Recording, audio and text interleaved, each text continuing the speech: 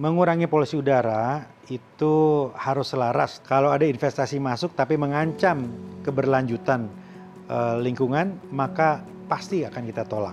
Ada yang bisa kita perjuangkan di teritori kita untuk Kota Bogor terkait dengan kampanye udara bersih. Tetapi saya kira itu juga harus dilengkapi dengan upaya-upaya kolaboratif bersama-sama dengan pemerintahan tetangga, dengan bupati sekitar.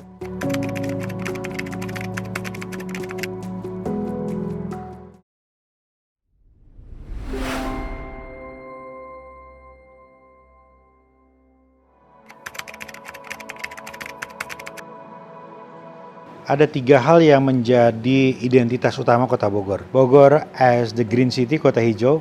Bogor as Smart City, kota cerdas. Dan Bogor as Heritage City atau kota pusaka.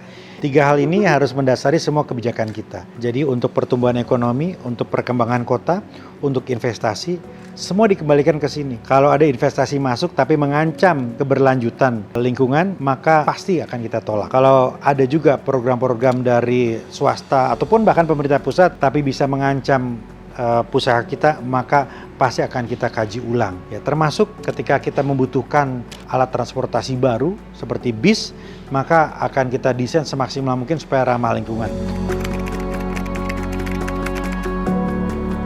Ada yang bisa kita perjuangkan di teritori kita untuk Kota Bogor terkait dengan kampanye udara bersih, kampanye untuk menjaga kebersihan sungai, pengelolaan sampah. Tetapi saya kira itu juga harus dilengkapi dengan upaya-upaya kolaboratif bersama-sama dengan pemerintahan tetangga, dengan bupati sekitar, dengan kepala sekitar, dan juga berkomunikasi dengan pemerintah pusat agar bisa memayungi kegiatan-kegiatan yang ada di wilayah ini, termasuk juga komunitas-komunitas yang bergeraknya kan juga seringkali tanpa lintas batas otoritas pemerintahan.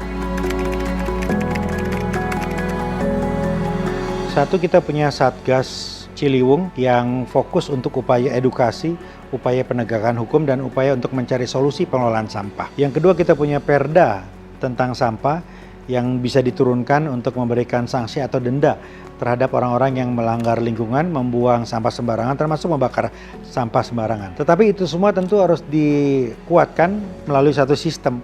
Nggak mungkin kita melarang orang buang sampah sembarangan tanpa kita ciptakan sistemnya.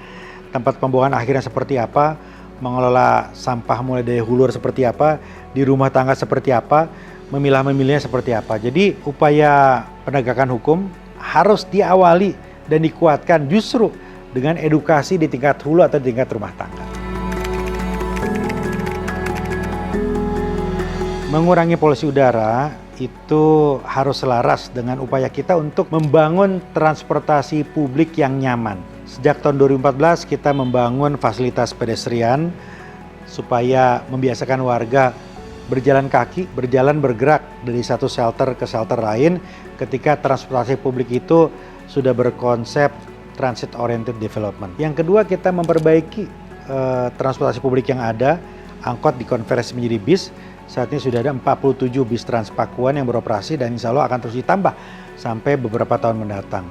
Jadi transportasi publiknya harus nyaman dan kultur warga juga harus dikuatkan. Kota kita, masa depan kita di tangan kita. Yang kita lakukan hari ini akan kita berikan, kita warisi ke generasi mendatang. Saya Bima Arya, Wali Kota Bogor, kita dukung terus perbaikan kualitas udara. Follow Bicara Udara.